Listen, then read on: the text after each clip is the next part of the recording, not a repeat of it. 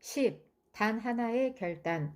살아가다 보면 누구나 좌절감을 느낄 때가 있다. 특히 건강을 위해 새로운 운동이나 다이어트를 시작했을 때 그렇다.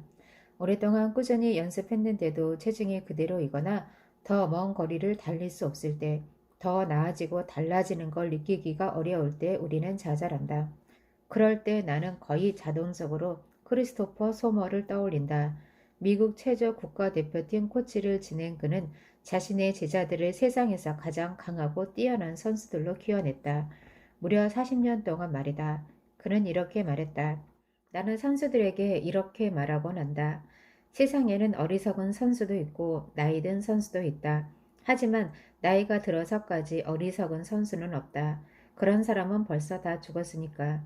그렇다. 우리는 나이가 들어서까지 어리석으면 안 되며 자잘해서도 안 된다. 뭔가 잘 안 풀릴 때는 처음부터 다시 점검하고 나보다 더 현명하고 지혜로운 사람에게 조언을 얻어야 한다. 소모코치는 승자가 되려면 가장 쉬운 것부터 시작하라고 말한다. 반드시 천천히 하라, 서두르지 말라고도 말한다. 가장 쉬운 것부터 시작했음에도 천천히 서두르지 않고 연습했음에도 성과가 지지부진하다면 소모의 단 하나의 결단에 대한 조언이 강력한 효과를 발휘할 것이다. 다음은 조언을 구하는 이메일을 소모에게 보냈을 때 그가 내게 보내준 답장의 글이다.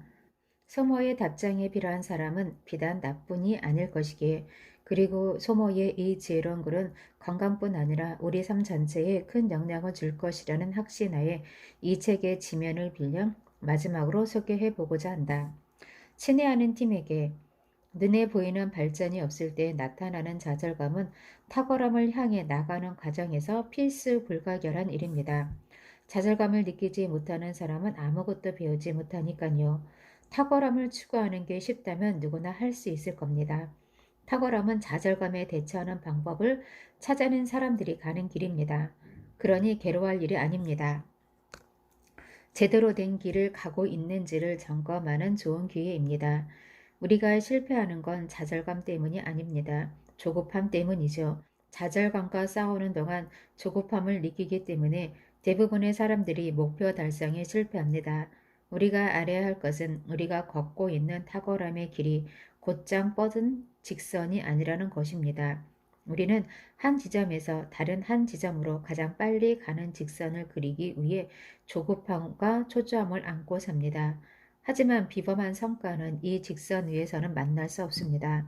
가장 빨리 결승선을 통과하는 사람은 가장 많은 거리를 뛰어온 사람이기 때문입니다. 우리가 좌절감, 초조함, 조급함을 극복하는 비결은 간단합니다. 일터에 가서 일을 하고 집에 가서 휴식을 취하는 것입니다. 그러면서 일단 결심을 한 것은 절대 그 생각을 의심하거나 바꾸지 않는 것입니다. 타협하지도 말고요. 눈에 띄는 진전이 없다는 것은 아마도 당신이 일터에 가서 일을 하고 집에 가서 휴식을 취하고 결심한 것을 바꾸지 않는 것 외에도 많은 것을 생각하고 행했기 때문일 것입니다. 다시 말해 집중해야 할 대상이 많아져서 집중을 하지 못하는 역설적 상황을 맞았기 때문일 겁니다. 명심하세요. 드라마 같은 일은 벌어지지 않습니다. 길을 걷다가 작게 튀어나온 돌부리에 발이 걸렸다고 해서 자책할 일도 아니고 뭔가 새로운 일이 생길 거라고 기대할 일도 아니라는 겁니다. 당신의 심플하지만 단단한 루틴과 습관을 계속해 나가야 합니다. 그러면 당신의 자세와 걸음걸이를 살펴보며 현명한 조언을 해주는 사람이 나타날 수 있습니다. 아마도 목표를 이루는 데 필요한 행운은 여기까지일 겁니다. 내가 40년 이상 재능을 가진 어린 친구들을 최고의 선수로 키워낸 경험에 비춰보면 말입니다. 발전과 성과가 없다고 해서 자꾸만 자세를 바꾸고 생각을 고치고 이것저것 다 해보는 사람에겐 좋은 조언자가 나타나지 않습니다. 너무 변화무쌍하니까요. 정해진 일정 같은 건 잊어버리세요. 시간은 필요한 만큼 걸릴 겁니다.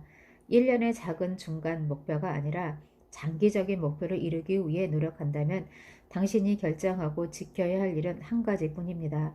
명확하고 단순하면서 직설적이죠. 매 단계를 거칠 때마다 궤도를 벗어나지 않기 위해 작은 결심들을 하고 또 하는 것보다 단 하나의 큰 결단을 유지하는 게 훨씬 쉽습니다. 작은 결심을 계속하는 경우에는 당신이 선택한 목표를 무심코 벗어나서 표류할 기회가 너무 많아집니다.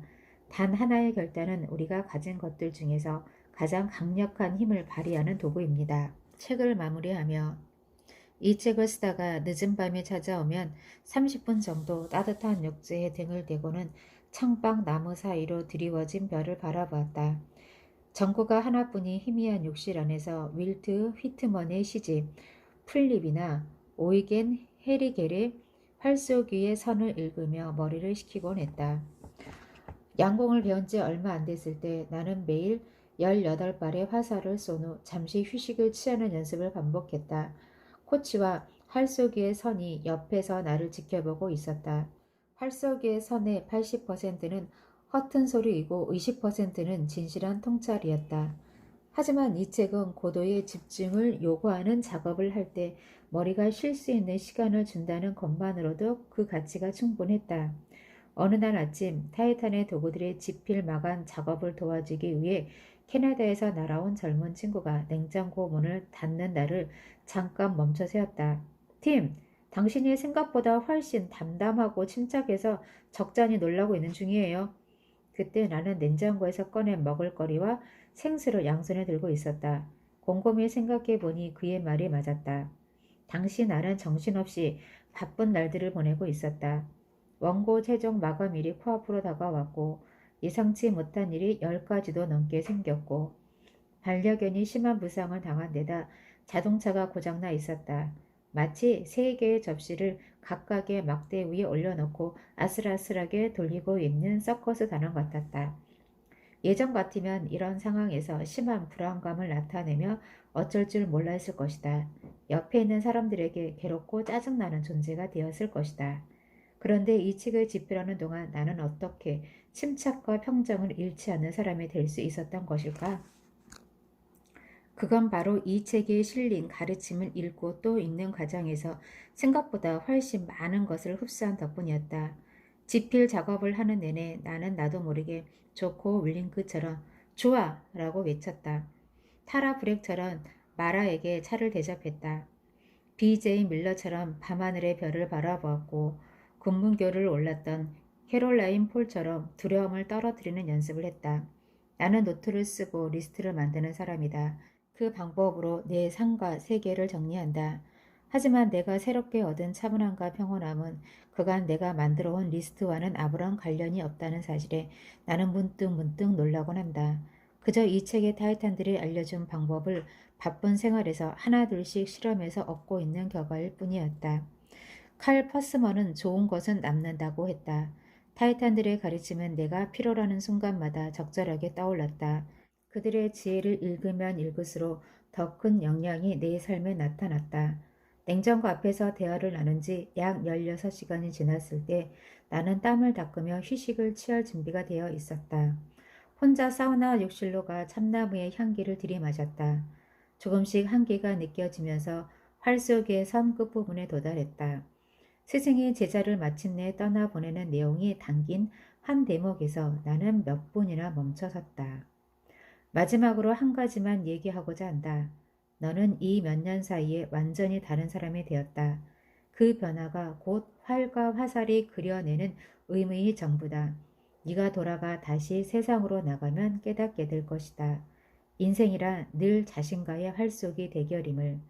스승은 내게 당신께서 가장 아끼는 활을 건넸다. 가져가라. 이 활을 쏠 때마다 나의 기운이 가까이에서 느껴질 것이다.